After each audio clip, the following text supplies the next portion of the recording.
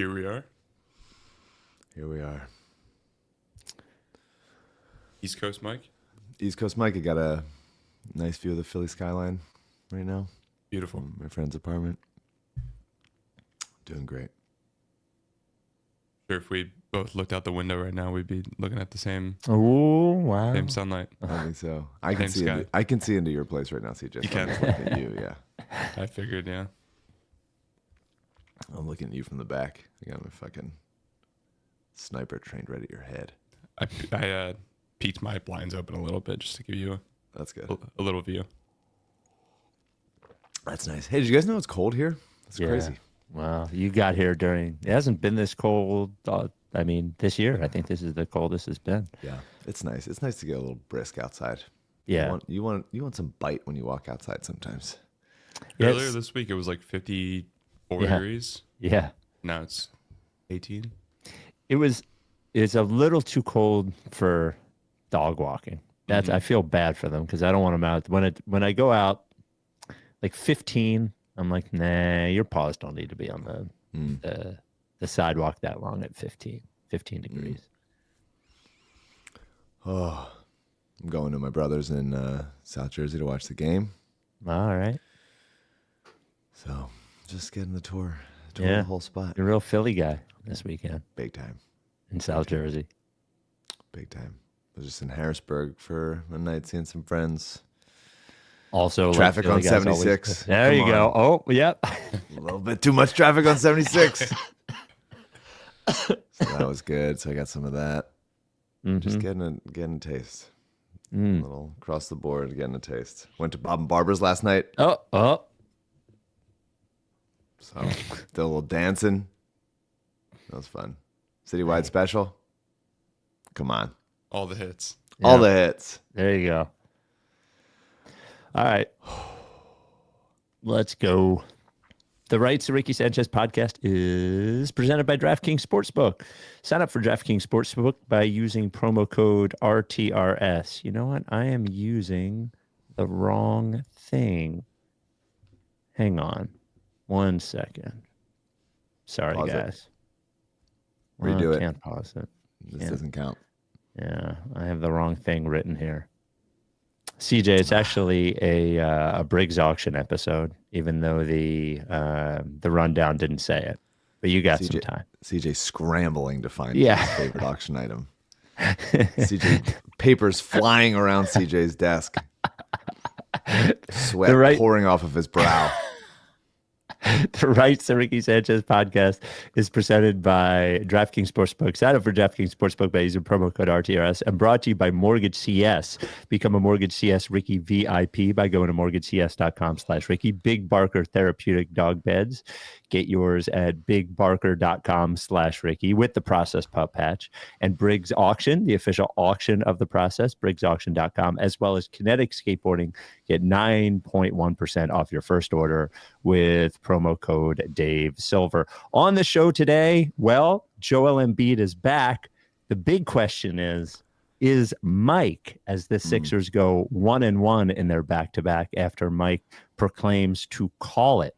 This is one of the most anticipated beginnings of an episode I think I've ever experienced on the Ricky. New episode of the Draft Council out this week with their biggest surprises so far of the 24-25 season. New episode of the Carl Landry Record Club out right now, talking about albums from Sonic Youth and Toots and the Playtowels, as well as a new song from Ethel Cain. Kinetic Skateboarding. All right. So we have 2 shopping days? 3 when you consider today. Before Christmas, and Kinetic Skateboarding, your last minute gifts. Now, you probably don't have any time to get it shipped, right? But you can go to Kinetic, the brick and mortar location, which is on Route 202 there in Wilmington. Get yourself get for somebody else, maybe a hoodie for the winter. Now it's freezing cold, maybe a coat, maybe they're a snowboarder. They have accessories on sale. They have snowboards on sale, your snowboard headquarters. If you know their shoe size, they have all kinds of sneakers there that you're not going to get anywhere else. And maybe if you whisper the code to them, Dave Silver, they'll give you 9.1% off. If it's your first order online, you get that in person. I don't know. Give it a try. I don't know if it'll work. Maybe it'll work. Maybe it won't. This is like a hard thing to talk about in this context right now, but we thought it was important. You may have heard on the story about a terrible story that happened in Lower Merion, where there was a home invasion of the wrong house looking for guns, and a gentleman named Andrew Gaudio was killed, and his mom, Bernadette Gaudio, was shot and is now paralyzed. The two guys went in the house looking for guns. There were no guns there. Andrew was trying to defend his mom and was shot and killed. Andrew was a big Ricky guy, as is his brother, Rob. And this is, of course, terrible as it happens to anyone. But if it happens to someone within our little community here, that is, I don't know, it's just awful. So there is a GoFundMe for Rob and his mom, as her life now, aside from not having her son, but now being paralyzed, is forever changed. And the money goes toward funeral expenses, as well as the new life that Bernadette will be living and Rob will help her with. So I exchanged a couple notes with Rob earlier this week. He's genuinely, we put this in our mailing list earlier on our social, and he's genuinely appreciative of all the help. And that's all I can say. If you can spare anything, whether it be $5, $10, we'll put the GoFundMe in the link to this pod, and it's on our website as well. Even if you can just share it on Facebook, Twitter, Blue Sky, wherever you share stuff, that would be great as well, if you can't afford to donate anything. And we send our love and our prayers to the Gaudio family. Without any further ado, Amos and the Chef.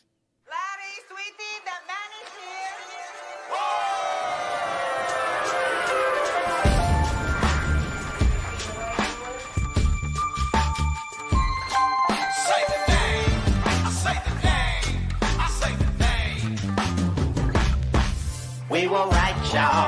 We were right. Even when it went wrong, we were right. We was right, y'all. We were right. So say the name. Say the name.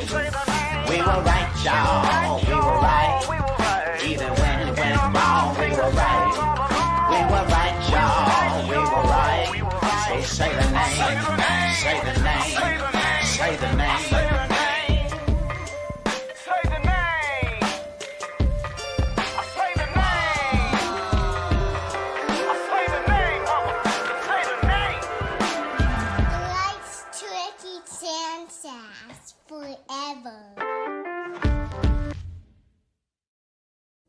Welcome to the Rights to Ricky Sanchez podcast. I'm Spike Eskin, along with a guy that is going to answer the question that everyone is wondering.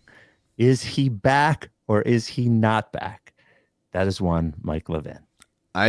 Look, and here's the interesting thing. I just didn't realize that 70% of the games were going to be against the Charlotte Hornets this year. And so if that continues, I do think that the Sixers could churn their way to 500. I think they have a shot. Yeah, unfortunately, we don't get to play the Hornets anymore, which is a bummer, though. Well, that seems like it should be illegal. How could Dave Silver tell us who to play? Right. Why can't we decide on our own? I agree. If the Hornets and the Sixers have a nice relationship and they like playing with each other, like relatively the close. league shouldn't stop that. Yeah, it's a quick flight, to North Carolina. That's to fun. Philadelphia. Great broadcast team. Yep, awesome broadcast team, actually. So Sixers are 6-4 in their last 10, 4-2 in their last 6. Okay, how many? That's mostly against the Hornets, though. Let's make it clear. It seems at least 8 of those 10 against the Hornets. They're 4-0 against the Hornets and 5-20 against the rest of the league. Is that Correct. what it is? No, they don't have 20 losses. I think they have 17 losses. That's. I think they're 9-17. Yeah. Okay, so 4-0 against the Hornets and 5-17 against the rest of the league. Correct. So they're a game and a half out of the plan. So I ask you this before we get into because everything has to be framed around this. Yeah. You called it in the last pod, and we have some news about Jared McCain. Seems like he confirmed, maybe accidentally on a stream or something, but you called it in the last one. Now, in fairness to you, it did seem like, and even Nick Nurse acknowledged this in his pregame talk the other day, he thought Embiid was going to be out a lot longer. I think we thought Embiid was going to be out a lot longer than he was. Yeah. Are you still calling it, or are you kind of back, and have you hit pause on calling it? Okay, I am calling it. Wow. I have not stopped calling it. Okay. As far as what the Sixers can do now that Embiid is back, well before worst fears were with the sinus fracture. You were saying like possibly a couple months. It turned out to be just a week. Yeah, it looked like very nice. It looked like 4 to 6 weeks. It looked like 3 to 6 weeks looked like the minimum. I think I did mention Courtney Lee had a sinus fracture against the Sixers like 15 years ago and was back in a week. So it seems like that is the note that he was progressing more quickly than expected is honestly one of the more stunning things I've ever seen. Never happens in regard to any Sixers player. But yeah, he is back wearing a mask, but back. Because I look at it and go, what? There is an unknown amount of prime left in Joel and his career. Mm-hmm. And you can't go all in every year. There will be diminishing returns in like what you can acquire via trade, how much effort you can put into the season or stuff. Right now, Embiid is healthy, presumably. Paul George healthy, Maxey healthy. Yep. So there's nothing the Sixers can do in that regard. I'm not saying shut them down with a fake injury. Yes. But if it comes to the point that they do get hurt again, I would be incredibly cautious and hold them out, especially if it's like a knee situation, knee or foot or back, anything like very, very serious like that. Then I would hold them out for as much as you can, and I would try to trade the players on the team you can trade, expiring contracts, etc., and get what you can get. Because as far as going all in, like, is this going to be the year or not? Like, you kind of have to answer yourself. And through 2 months, every sign in the world has indicated that it is deeply not, incredibly not.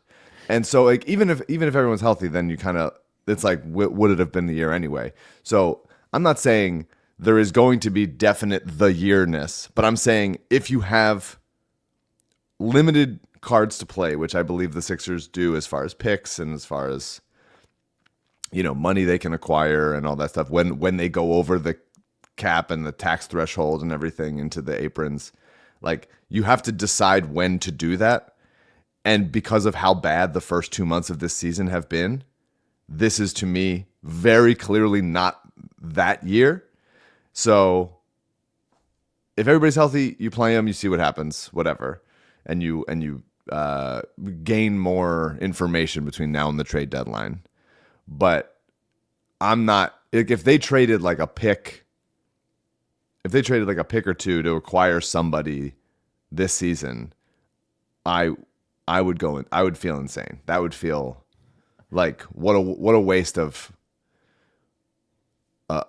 limited resources this year when everything is just been so bad. And unless this trade you're making is for a player who is here beyond this year, right? Yeah, but even then you're still wasting half of say they're here for 2 years. If it's a big contract, whatever. We're all obviously speaking in hypotheticals, but I would be even limited of like how much you are giving. You're paying for, say it's like Herb Jones or something. I don't know. Right. Who's under contract, by the way, through 26, 27. Yeah, which would be fine, which would be cool, and there's value to that. But right. I just to like having them take time to build chemistry and gel and everything. It actually helps in that respect. Getting him early. But you're also paying for that extra year if it costs an extra pick. I don't know. The Herb Jones specific is one I like, so I'm not going to like talk against it. But like, to me, it's just if you're sitting there like with a bunch of, say you're playing at a poker table and you have like limited chips, don't go all in on a bad hand. And this year has been a bad hand. Sure. This year has been like the bad hand of all bad hands. And I just want to be clear that like calling it means, for me, I'm not spending any of my chips on a completely like failed project for this season. I think that is a fair assessment. As far as what they will do, let's put the trade for someone aside. I think as long as they are alive in a meaningful way, meaning are they within, a game or two of the play-in or something as they get to the trade deadline, I find it unlikely they would sell. So one of the things we were talking about last time was the idea of trading Oubre, trading Yabusele, if there's buyers. I find it, Drummond, I know people, KJ Martin, especially if we're getting to the deadline and Embiid, Paul George, Maxey, all healthy-ish, you know, in that way. What we want them to do, or they're not going to sell. That, like, I don't think they will sell those guys as long as the season is alive. Though I think, like we saw last year, I think there's a more of a chance that they will be conservative in who they go get, unless that player they're getting is here for multiple years afterwards. Especially considering you also have to add is it going to be possible to acquire that player after the season? Yeah. You know what I mean? Like, there's sure. all of those things that go into it as well. The way I look at it is, you know, there will be more information between now and the trade deadline. Yep. It's been 2 months of the season, and there's like 2 months of the trade deadline. We're about halfway point between the beginning of the season and the deadline. And thus far, all information has pointed me to no, like right. deeply, impenetrably no. So if in the off chance that like the Sixers beat the Celtics on Christmas and string a couple good wins together with against legitimate teams that aren't the Charlotte Hornets, then you could go, okay, interesting. Maybe this is building into something, and I wouldn't push to sell. But like, right, both asset wise, I'd rather come out of the season up on assets if you can get some second round picks, or like if you trade two of those guys together for a protected first, like something like that, then I'd prefer that to, okay, they acquire somebody at the deadline that they trade like, 2 or 3 second round picks for a George Hill type of trade. And then we have to go like, okay, our fucking foot is once again bursting down on the gas, and another like exhausting and stressful, mostly unhealthy playoff season for Joel. Like I would just like, it would be so nice for me, and maybe I'm a little binary in that way, to go, okay, well, this season sucked, but at least we didn't put too many miles on, like stressful miles on Joel's knees or whatever it is. Like, to make the playoffs and then fall in 5 to Cleveland or Boston or whoever would just be such what a waste of like time and energy, and like the limited resources that I think they both have on the roster and like within Joel or Paul George. Yeah. So, I mean, if they're all healthy the rest of the season, which like, odds are they won't be, but if they all are, then you got to go like, okay, well, they're going to play and we'll see what happens, which is fine. But when another injury comes around, I would just err on the side of like deep caution and trying to salvage this season to be at least about something where they like come out ahead. The Rights to Ricky Sanchez podcast is brought to you by MortgageCS. That's right. Become a MortgageCS Ricky VIP by going to mortgagecs.com/Ricky. Find out all about them besides what I'm telling you here. MortgageCS is going to be your partner in getting a mortgage. The difference between them, and you can Google, mortgage rates, and you can Google where should I go for a mortgage, and there are big, huge places that will take care of you. There are actually smaller ones too, but the thing about a lot of these places is that they are not independent like MortgageCS is. They are sometimes understaffed, which MortgageCS is not. The independent thing's super important because what happens there is they might have a relationship with a bank or a deal with a bank and push you toward one place rather than another because of those relationships. MortgageCS does not have that. MortgageCS also, the staffing, as the market has slowed down a little bit, the housing market, the prices have stayed expensive, but there's fewer on the market. They've scaled down in the number of employees they have, and they still take on too much work. But MortgageCS doesn't do that. They're going to be available for you whenever you need them. We're heading to the end of the year here, and if you think that you're going to buy a house next year, one thing you have to do when you get a mortgage, if you haven't done this yet, is get all of your financial documents together. If you reach out to MortgageCS now, even if you're not planning on buying the next couple of months, but in 2025, they'll let you know what you need to get together to get a head start on that. Tax planning as well, that can involve mortgage preparation. So reach out to them. They can help you on that as well. They can also do a credit check, pre-approval, get you ready for buying a house in 2025. When I say they're available all the time, you can call or text their CEO, the CEO of MortgageCS, whenever you want, Ben, 267-391-7425. That's 267-391-7425. That's his direct cell. Or you go to mortgagecs.com/Ricky to schedule a phone consultation or an in-person consultation or a Zoom consultation, whatever you want. If you don't believe me, just search it on Google. You'll see the hundreds of 5-star reviews right there. This advertisement, not a commitment to lend or extend credit. MortgageCS is an equal housing opportunity mortgage broker. All loans are subject to credit approval. Certain restrictions may apply. Company NMLS 1464766. Visit mortgagecs.com/Ricky for more information. One thing we don't know, just to put a bow on the on this part of the discussion, we don't know with Embiid whether it is a race against time or a race against usage, and I don't know the answer to that. It might be a good thing. I'll see if there's maybe a doctor an orthopedist I can talk to about the condition and whether one of the the knee. Talking about the knee in whether there's so for me, when I know this is different, but I had arthritis in my hip and I dealt with for 10 years before I had a replacement. And I remember asking one of the doctors that was helping me work on like pain stuff with it. I was like, hey, should I ease off like running on this? And she said, truth be told, like the arthritis is going to happen whether you run or don't run. You're not going to make it any worse. Like you're going to need a new hip in 10 years. So, get all the work you can in. And that was one of the things that was specific to my condition. I don't know whether his condition it's going to get worse the more he plays on it, or he's just going to get worse the older he gets, or if it's some combination of both, which I think goes into the sort of math that you can't calculate with all this too. Okay, onto the games. So, I mean, the game Embiid was back for, the two-man game between him and Maxey looked, for two guys who haven't played together very often this year, and remember, they have started and finished 2 games together this year, Maxey, Embiid, and Paul George. They are undefeated in those games, but only 2 of them. Undefeated. They, the two-man game looked awesome.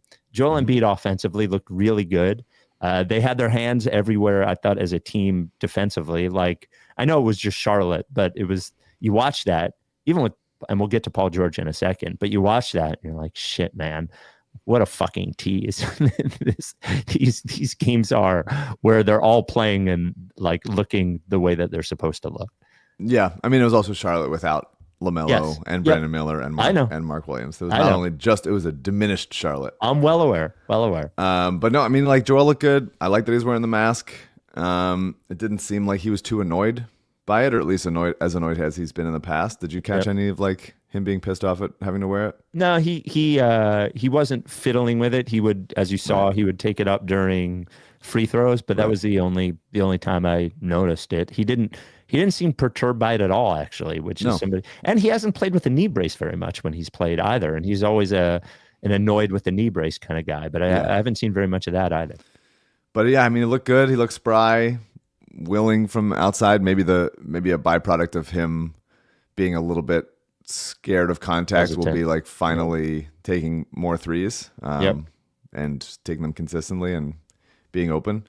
I loved him as a passer. Like, it's just the amount of space that the team has on the floor when Joel's there and how many open looks they get.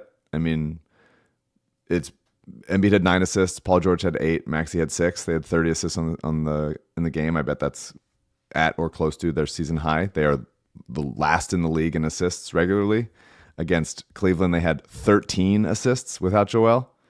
They're the worst passing team of all time. Actually. Part of that is missing shots, but part of that is like how much gravity Joel commands and how much easier looks they get when he's out there. By the way, Paul George called him a brilliant passer, I thought is what he said. Complimented his court vision. Yeah. I think in his limited functional time this year, he looked better as a passer last year than he had, but he also feels like he's moving the ball more quickly when he's in the good games this year, and he's passing well too, Totally. I mean, I think since Nick Nurse got there, Joel has vastly improved as a passer and as seeing the floor and everything, which is great. And that's what we hoped would happen. But yeah, I mean, Oubre's awesome. I love him. Yeah. He's the best. He's been great over the last month. I think Sixers Adam wrote a thing about it. He's been exactly the Kelly Oubre you want him to be. Yep. Now, when those corner threes are going in, Yep. he feels like a $24 million a year player, to be honest. They're not always, but he's been aggressive. He's played in the flow of the offense. Mm-hmm. It just shows like when Kelly Oubre does the things that you want him to do and doesn't do the things that you don't want him to do, he is an incredibly functional, good rotation player in the NBA. Yeah, sort of simple as that. Yeah. But then Embiid misses the second half of the back-to-back. Paul George played 2 pretty bad games. Yep. Especially as a scorer, and they have like essentially no hope against a Cavs team. They start out hot. Maxey was hitting shots, and then it's been nice to see that as well.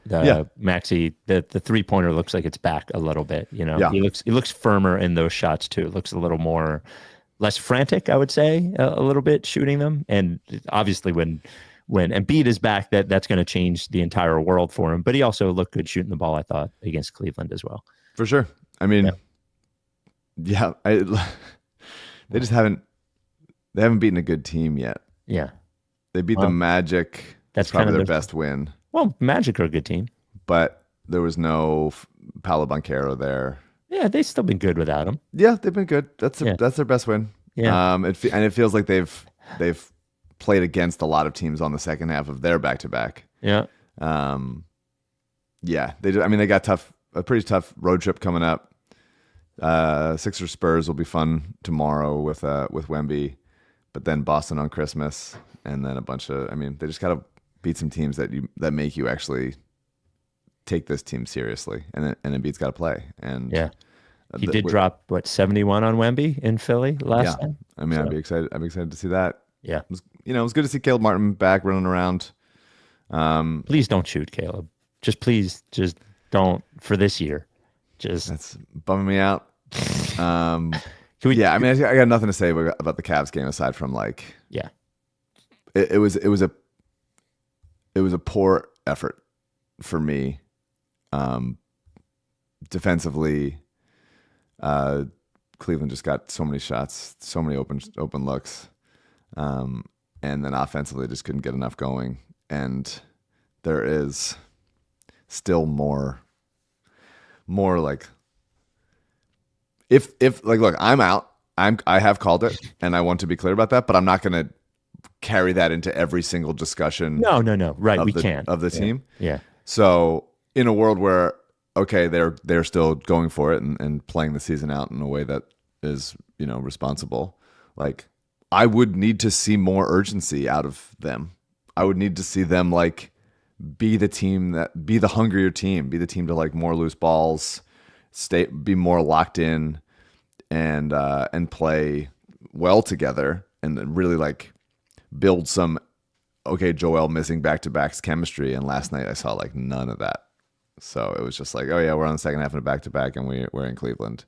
So not going to win this one. We already won one. So, but dude, you're 9-17. I get that they're a game out, close to the play-in, whatever, but I think it has to be hard on them from how we can't figure out what the hell is going on with the season and who's playing and all those sorts of things. I think it doesn't excuse it. It's their job, blah, blah, blah, blah, blah. It has to be hard on them to feel like a good version of themselves on a Friday. And then on Saturday, the best player is not there. And they have to go back to whatever this other thing is, where they have to be scrappy upstart team that has a completely different offense. This isn't excuse making. I'm just thinking about the realistic and going against the team with the best record in the league. Just realistically in my head, I can imagine it's a tough putt from an emotional standpoint. For sure. This season. Yeah. And I mean, Drummond looked like shit. Yes. Didn't really contribute.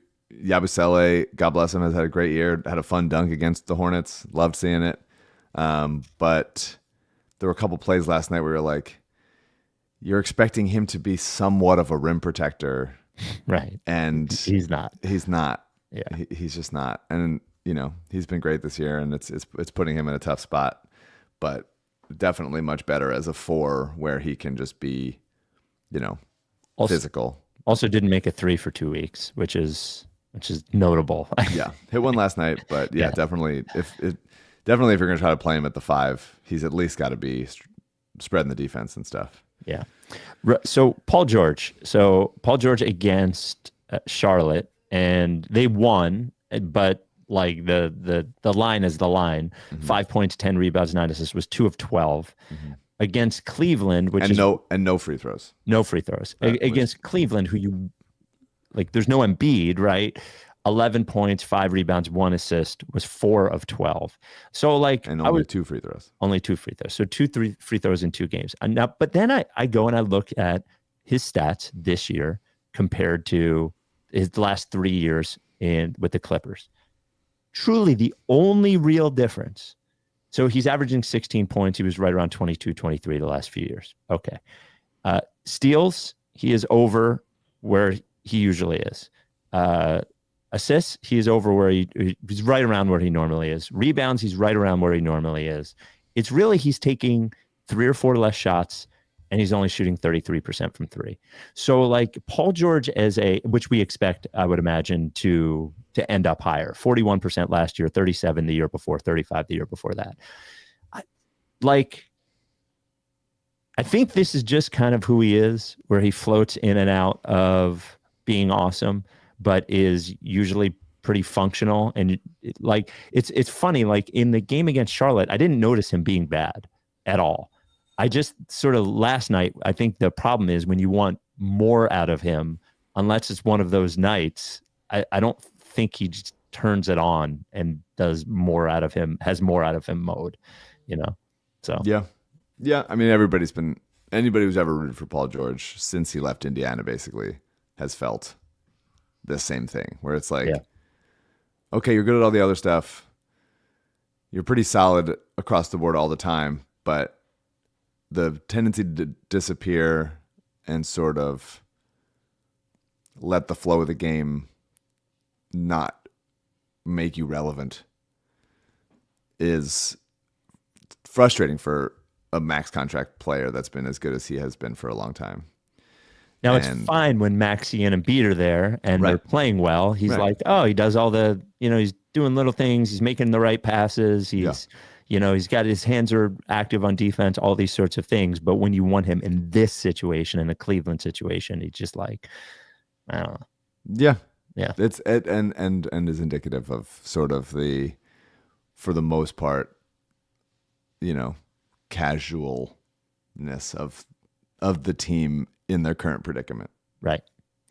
The Rights Ricky Sanchez podcast brought to you by Big Barker Therapeutic Dog Beds. Now, it is too late to get your dog a Big Barker for Christmas if you haven't already ordered a Big Barker. But here's the good news. Your dog doesn't know when it's Christmas. So what you could do is order one today by going to bigbarker.com/Ricky. By the way, we got a new process pup up there on the Instagram, Mitski. Really good looking dog, by the way. I think she's 4, I think they said. I completely forget. Anyway, what you do is you don't tell your dog that Wednesday's Christmas. When the Big Barker arrives on like Friday or whatever, then you tell your dog that that's Christmas. You give your dog the present then. Go to bigbarker.com/Ricky, bigbarker.com/Ricky. You go there, you get the Big Barker dog bed, which has a million different benefits, which I will outline, not all million, but you also get 2 processed pup patches, a red, white, and blue one, and a black and white one. You can put on the bed. Your dog becomes an official processed pup. Just send us a picture to rightsrickysanchez@gmail.com. As far as the benefits of the Big Barker dog bed, it is the first dog bed engineered by experts to keep your dog healthier by keeping their joints supported on a real bed.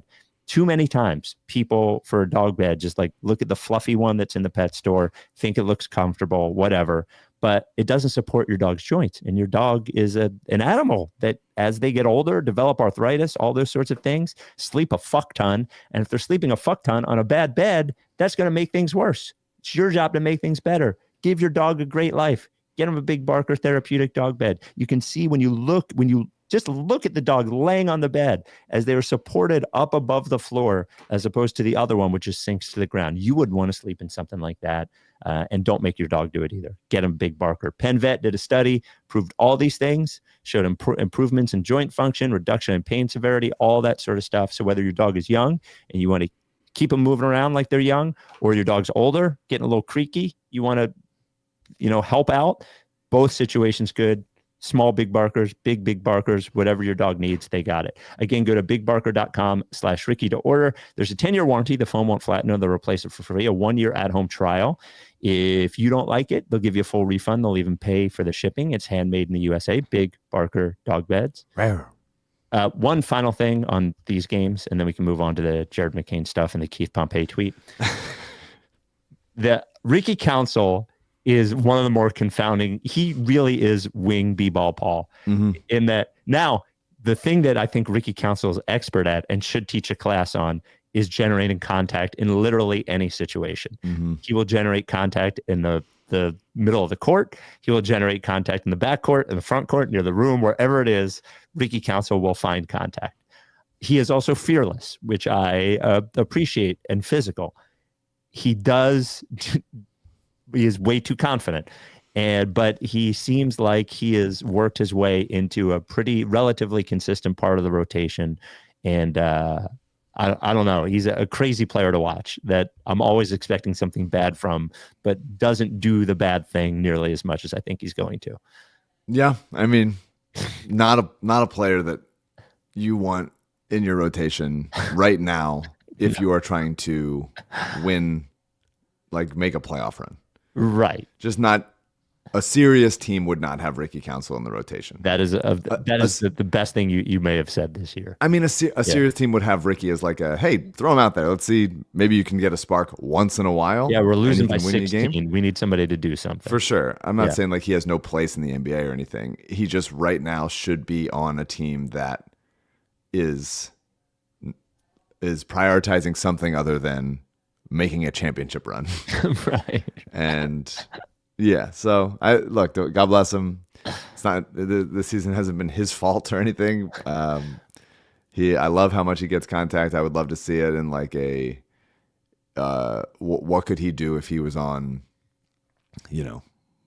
Portland or right. They're bad every year. Or Charlotte.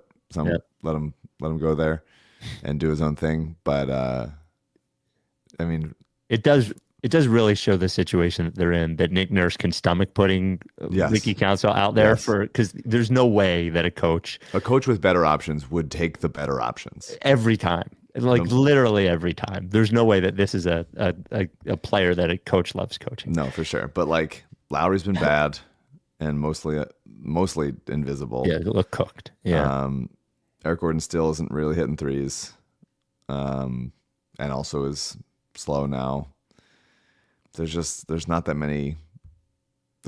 much there.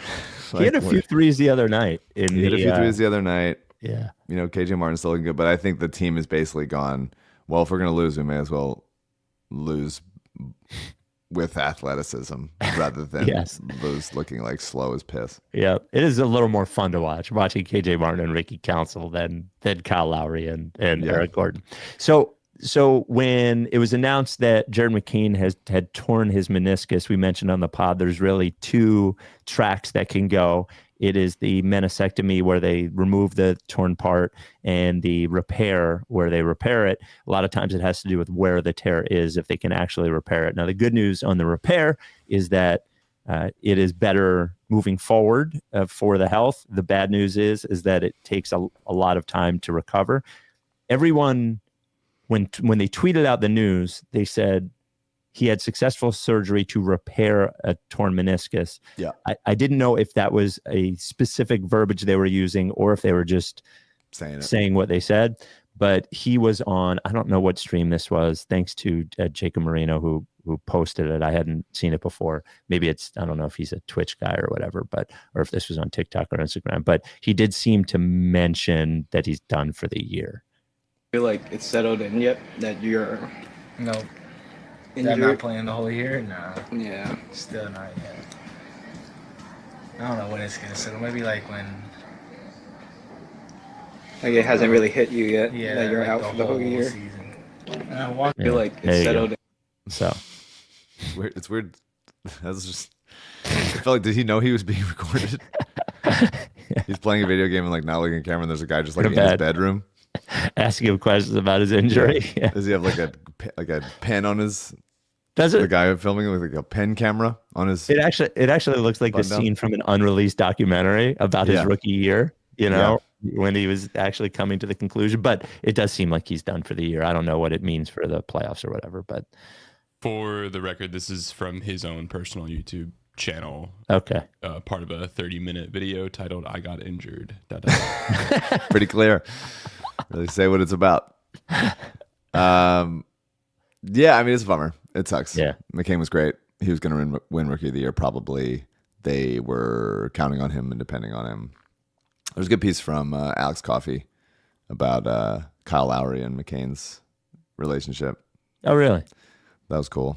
Seems like Lowry's the fun, cranky older veteran. Taking him under his wing is kind of nice.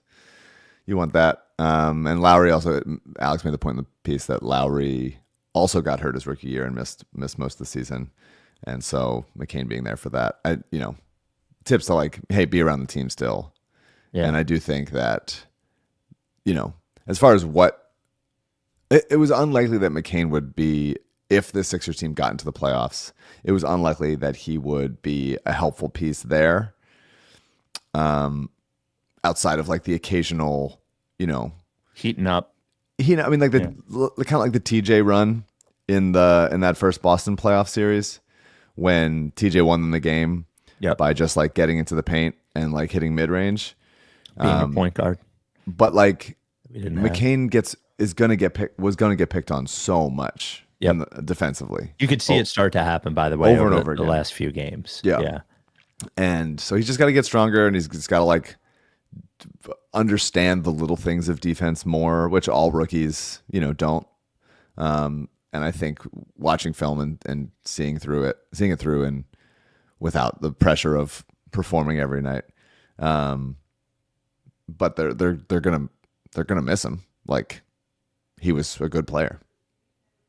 Yeah. And especially now with as thin as their Totally. backcourt is. Yeah. For sure. And I mean, maybe like the answer is just don't play. Dalton looked okay last night, but maybe the answer is don't play Kyle Lowry at all, and like Paul George is your backup point guard. And go like, we're not gonna, when Maxi's not in, we're not gonna give you a guy to pick on, or we're not gonna give you a guy to help off of. We're at least gonna be big and athletic everywhere. Well, wouldn't that? Yeah, I mean, they're going to need to play a backup point guard. I think Reggie Jackson's looked better than Kyle Lowry, to be quite honest with you, most of the time. Yeah. I think we forget he's on the team. He doesn't. I don't think he wants to be on the team. But if we go into this, if they get into the playoffs, I would want to just, when Maxi's not out there, make sure that Joel and PG are, and figure it out without a true point guard in those like 8 minutes. Basically. in the games that Joel plays in. And Yes, Paul in the George playoff plays in. games that Joel plays. Oh, in the playoff games. Okay. In the playoff game Joel Right. plays, I would say there's You mean no in the playoffs. reason. Okay. I wouldn't be trading assets for a point guard, as I've already said. And Lowry, Reggie Jackson, Jeff Doughton. I'm not allowing any of those guys to get to have to play switchable defense without Maxi on there. That would be a thought I had, but we're, obviously so far away from the playoffs, and I don't even want them to make the playoffs. So Right. that's that. So I feel bad for Jared because he was awesome, and it would have been cool to that would have been this like one real saving grace of the season as things continue to go bad. more time Like, to vlog though. I don't like that. Again, Paul George. Him and Paul George should just do all their vlogging and do it all this season, podcasting and then this year. and then never again. Yeah. Yeah, vlog gives me like Matisse flashbacks in Yep. a way. I'm just like, can you just play basketball? Yeah, spend a little less time being charming, a little Yeah, more time. I mean, I like even the TikTok dances are fine. Like, do your thing. I'm totally cool with it. But like, I don't know, doing so much like this is my other activity, the way that like Matisse had. I'm just like, and Paul George with the podcast. I'm just like, don't. Man, you really are getting older, man.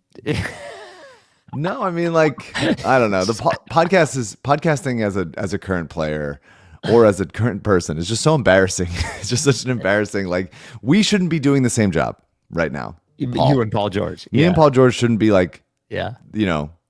There should be no overlap whatsoever. Not a single piece of it. And hearing him do the thing for his listeners, and I'm just, if you want to do it in the off season or when you're retired, like, great, totally cool. Like, we pop on a broadcast when the Sixers are out and be like, hey, we have Paul George here to like cover the Western Conference Finals or something like that. He's on the broadcast group, fine. But something about being an active player doing a podcast or a vlog during the season. Well, not that they can't have other interests. I just don't want to see them. I don't want to see the other interest. I actually think the current player doing the podcast thing is actually, I think, kind of silly, especially if the podcast is about basketball. I just like. And Maxey has one also. Like, there's plenty of guys that do. There's just stuff that I think they're caught between two things, from saying the things that you want to hear if you listen to that podcast as somebody who is interested, but not wanting them to say those things. If you are a fan of them, you think they're better off just like not saying it. Sure. So I think they're caught between like Draymond. I'm just like, shut the fuck up. You're still in the NBA. Like, what are you talking? Like, why are you doing all of this? Yeah. And then there's the ones that are meaningless where they're not actually saying anything, right. which is why the former ones are so much better. The former players that can actually just let loose. I think these guys are not able to let loose. I just don't think they're very interesting. It is also deeply cringe, like hearing them go like, all right, sit right there while we go to our ad break. I'm just like, what are we doing? We shouldn't be doing the same thing. We shouldn't. We did one good thing that came from the Cleveland game. Now this tweet has been deleted. CJ, are you able to show it even though it's been deleted? From Keith Pompey. The zoom in. Yeah. Intense, dramatic zoom in. No, George, no. Down goes Niang. Down goes Niang. Bruh got crossed by PG. Also all caps of the first letters of every word. Of every word, in the first segment there. Yeah. The no, George, no is, what does that even mean? He's Why one is of one, it? Dude. No. There's no one that can do it like Keith. He truly is the greatest. And to delete this, to write it and then to delete it, right? Equally confounding. Yeah, just a special presence in our little ecosystem. By the way, we haven't mentioned it in a while, but Fly the Process could be really interesting this year. We don't know what we're cheering for at this point. There is a possibility at that point we will want them to lose. There is the possibility that we will be hot on the tails of the 7 seed and we'll want them to win. And we do want them to, whatever it is, it'll be a good trip either way. They're always a good trip, even if the game fucking sucks. So right to RickySanchez.com/fly is where you can sign up for Fly the Process. We're going to Atlanta in March. A couple of other things that I think are interesting to talk to you about. The first one is congratulations. Well, not you specifically, I think for all of us, to TJ McConnell, inducted into the University of Arizona Ring of Honor. There are 33 previous players that have been inducted. The entire Pacers team traveled to the game where he got inducted. They put together, actually, can you let a little of this play with the volume, CJ, unless you think we're going to get a strike, but I don't think we are.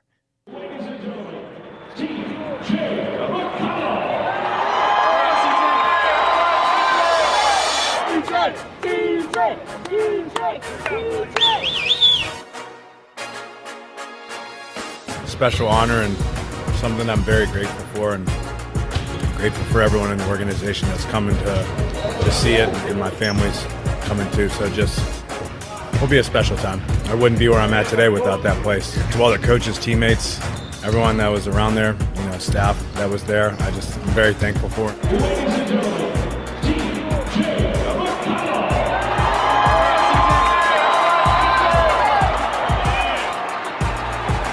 Especially the fans. They still show a lot of love, and I'm very grateful for that place. Everything that I've accomplished in my career, I've scratched and clawed and earned, and this is no different. All of his current teammates came to see him inducted. which is pretty cool. I love the fact that the Pacers love TJ McConnell too. And he is, he's been in the league 10 years now, which is crazy to think. Yep. And he doesn't look like he has slowed down even a little bit. I would imagine that TJ plays another at least 5 or 6 years, kisses the middle of the court like he did on his last game at Arizona there. Yep. I think he could play another, if I said 5 or 6, he could play another 8 years probably in the NBA. I don't know. He's been great.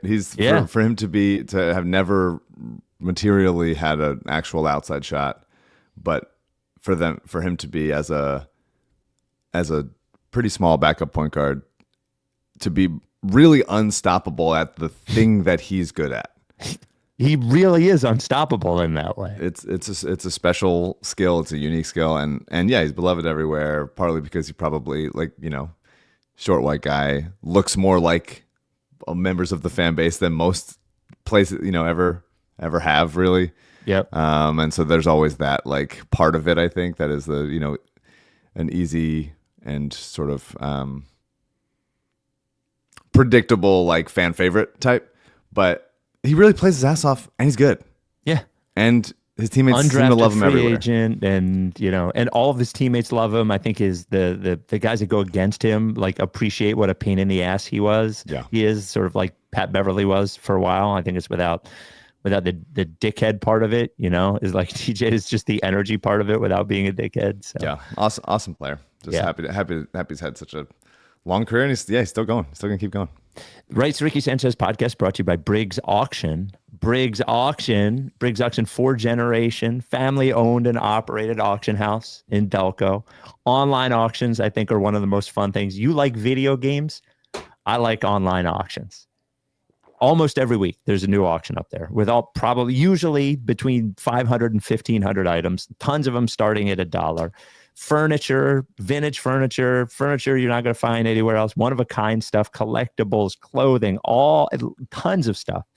CJ is a big Briggs guy. Here's the CJ Briggs auction item of the week. Here it is. This week I'm looking at item number 153, Arizona map and Pennsylvania signs. I figured this is very CJ, this item. Yes, it is. In the spirit of the holidays, I wish I could gift each of you one of these men working Hunters Be Careful Pennsylvania Game Commission signs. We should all have one of these. We're men working. If your name's Hunter, you better be careful around this podcast. Right. It's a cool poster. It's got the red background, the yellow foreground. It really pops. And then there's a map of Arizona for whatever reason in this lot, and then a snowmobile trail poster as well. Cool art. Fun. Yeah, that's awesome. There's a autographed Jason Kelsey game ball, I think, in the auction that ends on January 3rd. I think there's a Hertz autograph thing in there as well. All of the auctions, whether you're using the app in Google Play or the App Store or just going to the web, everything is separated by category or whatever. So I always go to collectibles first, then I go to art, and sometimes I look at musical instruments if they have that, electronics, all that stuff. But it's check in once a week. And like I said, the thing I always say about Briggs Auction is they always have something that you never knew you needed until you see it. Like that poster, those posters that CJ just pointed out. If you win an auction, pickup very easy. Saturdays, they have open pickup, or you can have a scheduled pickup during the week. They can even work with you on a shipper if you want to get it shipped. Also, if you need to get rid of a bunch of stuff that you think has value, you can't do it with anyone but Briggs Auction. Send them an email, info@briggsauction.com. Briggs Auction, the official auction of the process. So, Mike, we found out earlier this year that Hubie Brown would be retiring, but big news was announced, and we got a voicemail about it to 833 Lickface, in that Hubie Brown's final game will be a Sixers game against the Milwaukee Bucks on Super Bowl Sunday. Wow. We got this voicemail about it. Hey, Spike, Mike, CJ, and Mr. President.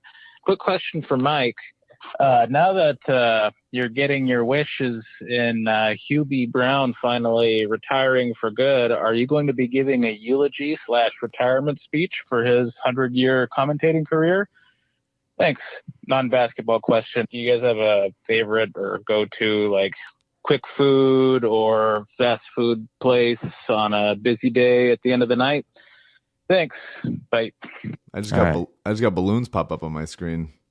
Oh, really? Yeah, I think Oh, did you say congratulations? no, Oh, because I think my face was making a congratulations face. Okay. And just Hubie Brown knowing that it's over, that it's gonna be over. No, what I'm gonna do is I would come out as if it's like Ric Flair's last appearance in the ring, and everyone would be applauding him and everything, and I would just steel chair to the back of the head. Whoa! Just like I would take him down. People Steel be booing chair to me. the back of Hubie Brown's head. Absolutely, at man. I 9 years can't old? let that guy go out a champion. No, he needs to go out like ashamed of how long it's been. What the fuck? I got it. It's a true wrestling heel moment for me, and I would do it. I would come down and really give some cheap heat to the people and everything. It'd be great. It would No, be I really assume special. this game. Hold on, Sixers, Bucks, February. Sixers, but yeah, Doc being there. Doc, Yeah. Doc's gonna do something annoying for that game. So the game's at 2, so it happens before the Super Bowl, not after the Super Bowl. That makes sense. Now, if the Eagles are in the Super Bowl, will I be here or will I be in New Orleans? No, I'll be back by then. I mean, I think we have to do a pod after Hubie Brown's last game. I think that's an important moment. We'll have to play some clips from it, and you'll have to do a heartfelt, verbal chair to the back of the head. Sure, yeah. Yeah. No, it's good that it's over. It's a long time. I think people should retire. I support it.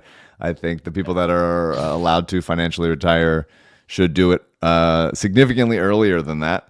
But, better late than dying on a broadcast, Hubie. Right. Yes. Crazy to risk that. Don't need to. Can still watch and go to basketball games, but keep paying them to say the same things. But look, people like him. That's fine. I just think that there should be a limit.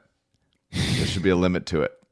You should be able to choose broadcaster who isn't actively dying, on the a button, if you pressing the Espanol button. I'm just no, I want the live broadcast, please. He is alive. The poor guy just likes broadcasting. Before we get to a couple of mailbag things, the hard to stomach YouTube. Give him a microphone. Don't plug it in. That's fine. Let him think he's still doing it. The hard to stomach YouTube comment of the week came from No Laughing Matter 23. This is about your performance during the Jared McCain injury pod, where you called it Mike's rant may be the most eloquent tantrum ever thrown, and I think that is a fair way to describe Eloquent it. tantrums are sort of that's when I'm hitting my stride. I will say, play the Mike coaching basketball song. Did win another championship. Shoot. I coach basketball. There we go. Los Angeles. Coach Mike. Coach Mike. When she does this, do that. I ran a 1-2-1 zone. Coach my ass off. It is my 4th championship appearance. Okay. As a coach. Yep. It is my 2nd win. Wow. We did have a full complement of players, although not our point guard. Our point guard had a detached retina, so she couldn't play. So we had to. Sounds like a Sixer. Sounds like a Sixer. Yeah. So we had to. We knew the other team was going to press us, and it's the other coach was like, we've beat this team now 3 times. This was the first round. We beat the team 3 times all season. There are Charlotte Hornets, and the other coach was really pissed about it, which was very funny. He in the high five line, he gave me a really dirty look, which is good. Wow. But we broke their press, moved the ball. Alyssa played well. This is my wife's team that I coach. And then in the championship game, there was one girl that was really fast and got into the lane a lot, and Alyssa just put the clamps on her, and they didn't score much, and we won pretty comfortably in the championship. The first game was close. They had a shot to tie it at the buzzer that came up short. But yeah, so 2nd championship as a coach, 4th championship because I had won a co-ed league with Alyssa, and then won my men's league earlier this year. So 4th rec league championship. I don't play like that. You mentioned also playing. So Sure, yeah.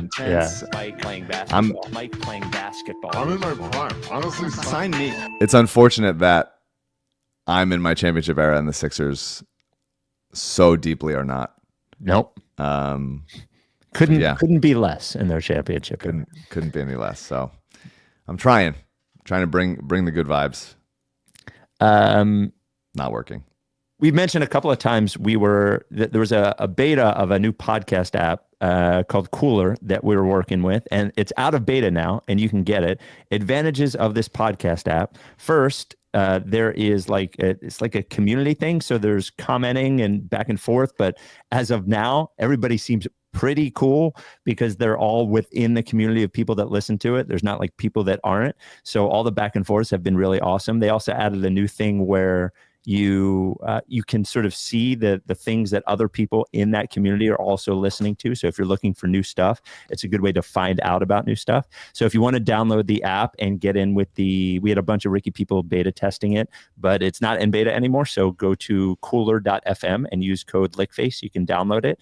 It is ramping up slowly as to the number of people they can get it. So if you have to wait for a day or two, be patient, but go to cooler.fm and use code LickFace. We got a couple of interesting emails and voicemails. This came from Eli, writes rickysanchez@gmail.com. Hey guys, was thinking about this the other day, but there's a powerful lesson the Sixers could learn from Seinfeld, the show, not the guy.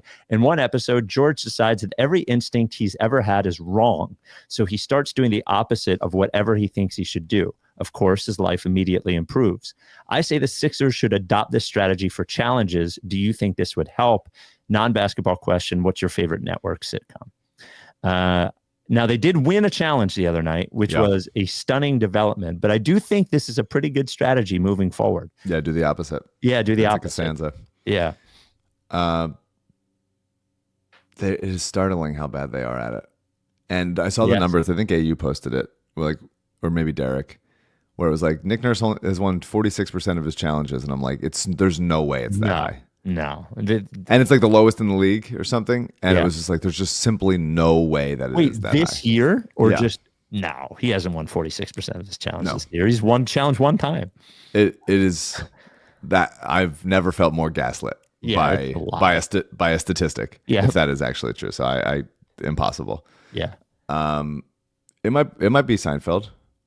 It might be Seinfeld for me as far as all time goes. Well, what if you open it up? I know you have a strict definition of sitcom, but what if we open up to all half-hour comedy shows? So, because typically, if I remember correctly, shows like The Office, you would not consider sitcom because it's not.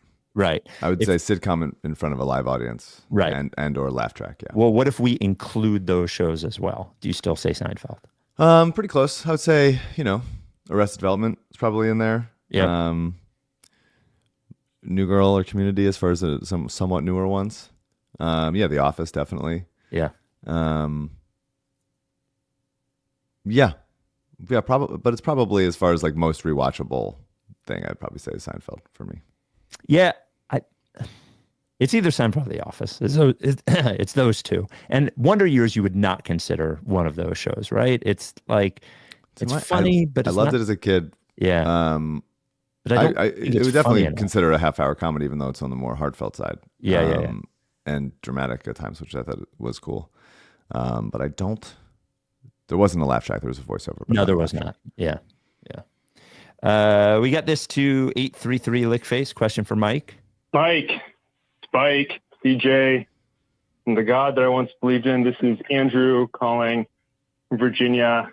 Mike, would you take a double hip replacement and knee replacement if that meant for the Sixers to win the NBA championship this year?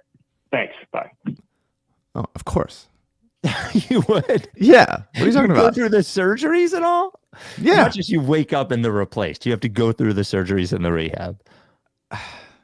Is it covered? Yes.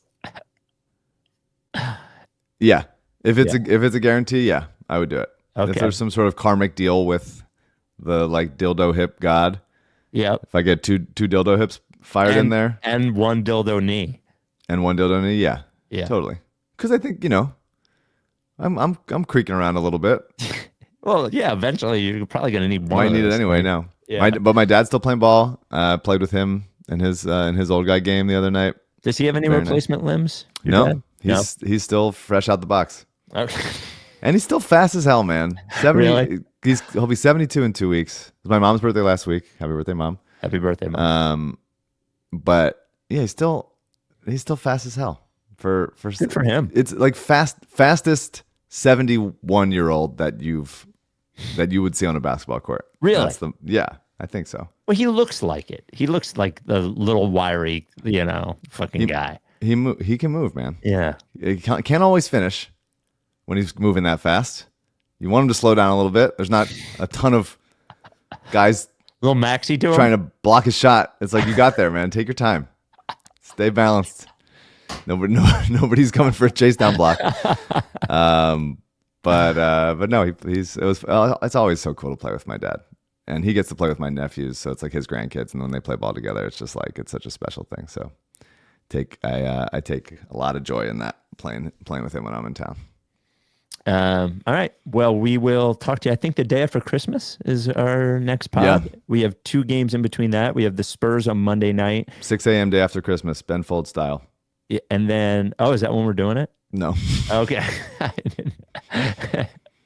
Is that Brick? That's Brick. That's right. Brick. Yeah. And then, what a great song, by the way. Great song. Come on. And then Boston on Christmas in a game that the gods obviously did not see what we had coming when they scheduled it. The NBA scheduling gods. Look, I'm out. I am out. Yeah, but I would really love for them to beat Boston on Christmas. It would be awesome. Can you please not lose to Boston on Christmas? If there's a way for that to happen, I would deeply appreciate it. Being the only game in town, although the NFL obviously will be on.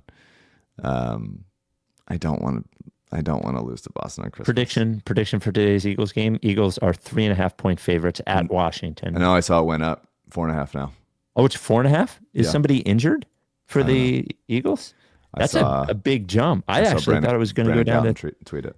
Really? Hold on. Let me look at DraftKings. See where it is on DraftKings. Because if you want to bet the Eagles and you can get it cheaper, it's 4 at DraftKings. Okay. Wow. So I expected it to open up at 4.5 or 5. I was a little surprised when it opened up at 3.5. You got to pick. At DraftKings, the Eagles are -4 and -112 at -4. So I mean, I both think the Eagles are going to win and also think they're like very due for a loss. They are due. My friend, who I just met his kid yesterday, and she's 2 months old. Shout out Elizabeth. Mm-hmm. And she has not been alive for an Eagles loss yet. And it's just like, that's bullshit. She should have. They should. Come on. Honestly, you don't want her, and you don't want her first loss to be in the playoffs. The first Eagles game that happens after you're born should be a loss always. Yeah, for everyone. I think across the board. Yeah, you should be hardened up to that. Yeah, it does. It does. It feels like they're due, and this feels like a weird one, especially to the big game for Washington too. So, yeah, I don't know. They just keep fucking winning, so I have no idea. But that was a really nice win against the Steelers. Oh yeah, huge win. Yeah. All right. We will talk to you day after Christmas. Merry Christmas. Merry Christmas, everybody. Merry Christmas. Are you down with TTP? Yeah. Lick face.